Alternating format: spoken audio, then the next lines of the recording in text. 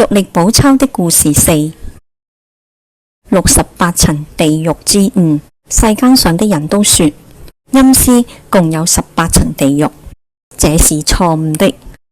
其實是8重地獄，名為第2段的活大地獄，第3段的黑繩大地獄，第4段的合大地獄，第5段的叫喚大地獄，第6段的大叫喚大地獄，第7段的熱惱大地獄，第8段的大熱惱大地獄，第9段的柯鼻大地獄。8重大地獄之外，各另有16小地獄及本殿的血污池、枉死城。大小地獄總共有138地獄之外，又有銅柱、火焚，分別施加刑罰的地方。凡是分發到一處受苦，雖然刑罰到皮焦肉爛、筋斷骨碎、髒血無法皆枯乾。假如解到另一地獄用刑，完全照初死的魂樣，又恢復其披發裸體的身體，再受痛苦。每一殿每一地獄皆如此，切勿誤以為只有18層地獄。人生8年很容易就過去了。若是做作淫詞、黃色小說、描繪印製春宮、色情圖畫、照片、拍攝黃色電影或傳寫墮胎、迷幻藥的配方，只要以上的紙板不消滅，雖然經過千萬劫，也難以脫離陰司逐一地獄輪流承受的痛苦。以上的資料，十殿閻王補列完畢後，發給判吏，分別繕寫成冊。第3節玉歷之輯集予傳播。十殿閻君及血污池士師、枉死城的巡城判官各呈一冊，匯集成玉歷。自頒發玉歷以來，百餘地獄內的鬼犯，細查過去細節。有人僅曾在街市的人群間談說因果報應的事，雖非真心傳說教化，可是借因化道。有時遇上根氣厚的人，聽聞之下，從此之所警惕，改正1件、2件或3件、4件的過錯。有此大功德，仍然應照勸人悔改的善功，量減罪名。這樣的鬼魂總共50480名。十殿閻王會合，擬定這些鬼魂投生的處所，分別投生為男女、貧賤、下劣、病夭之身，派定生至人道中貧苦作惡之家為子女。而後一概發交驅亡台，立即飲驅亡湯，準備去投生，並且同時繕寫所有的名單，呈給酆都大帝持覽。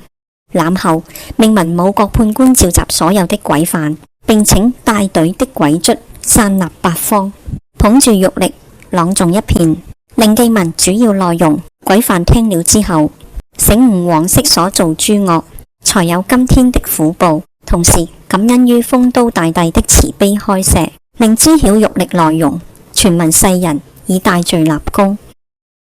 每位鬼犯都洗清，此後到了陽間，只要不聾不瞎，稍微有知識則見聞玉歷的話，發誓必定遵照玉歷所禁戒的去實行，徹底改過，同時奉行傳播之責任。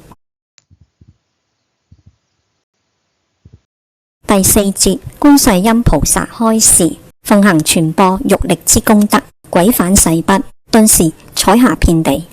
觀世音菩薩下降，大帝率同十殿閻王出殿，恭立單階，叩首頂禮。菩薩現出招面鬼王的象綠金身，法相莊嚴，如是說：酆都大帝及十殿閻王，陰間諸神所就侍奉地藏王菩薩大慈大悲的願力與意旨，乃皆因頒發玉歷，使世間的男女曾犯惡行的，能知過懺悔，不再犯，則准予贖去前罪，減免諸苦。所謂放下屠刀，立地成佛，正合此旨意。能如此做，我非常的欣慰。聞說要託付貪痴，回到陽間傳播玉歷，須知一種如是因得如是果，種瓜得瓜，種豆得豆。因果報應的定律，就是諸佛如來也不能迷昧。而福賜因果的報應，並非種1收1，種10收10，而是如同農夫的耕種，春天播下1斗的種子，秋天收成100斗的穀子10毫。因果的報償是這樣的。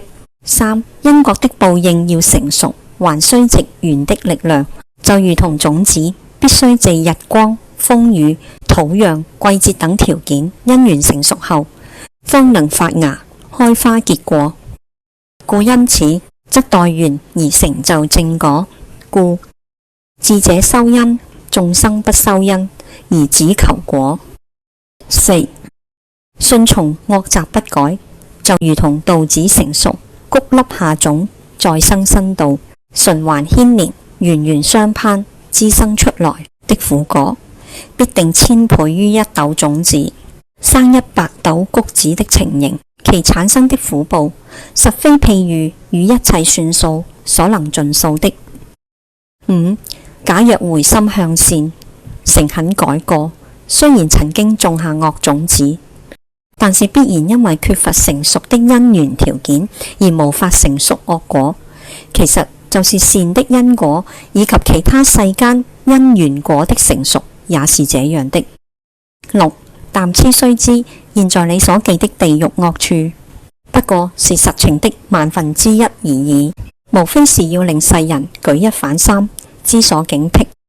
其實世間上的人有多少種惡行，地獄便有多少種惡處，而報應的快慢，只看緣成熟與否，種種惡處完全隨住世人的惡念惡行而增減。以償還所做的善惡數值。7. 世上善惡形成的禍福，往往是循環相因的。世人做善得福，福生享報時，會有怠慢懶惰，放逸造惡，惡行則招禍，如此變化不停，永無休止。因此，若不求出離生死，終究無了期。希望勸導世間的男女發菩提覺悟的心，堅定信心，奉行佛理正道，殷勤地普傳欲力的道理，進一步修行無上的佛道，自利利他，使地獄漸空，則此人必定得到無上正等正覺。大帝及十殿閻王諸神明聞菩薩教諭，都合掌皈依，說必定成佛。